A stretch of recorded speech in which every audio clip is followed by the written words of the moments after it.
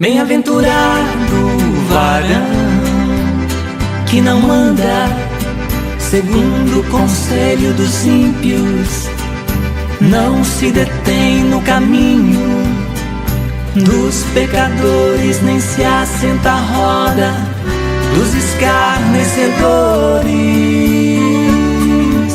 Antes tem seu prazer na lei do Senhor, e na sua lei medita por todo dia e toda noite.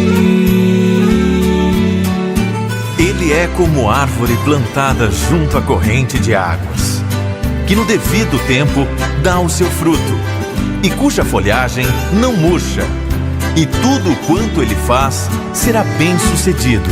Bem-aventurado o varão que não anda segundo o conselho dos ímpios, não se detém no caminho dos pecadores, nem se assenta à roda dos escarnecedores.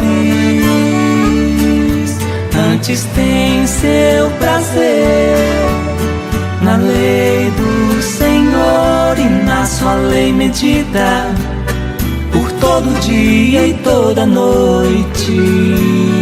Os ímpios não são assim.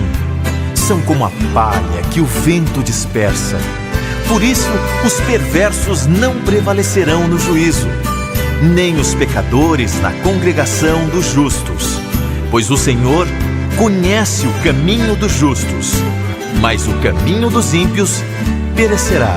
Bem-aventurado o varão que não anda segundo o conselho dos ímpios, não se detém no caminho dos pecadores, nem se assenta à roda dos escarnecedores.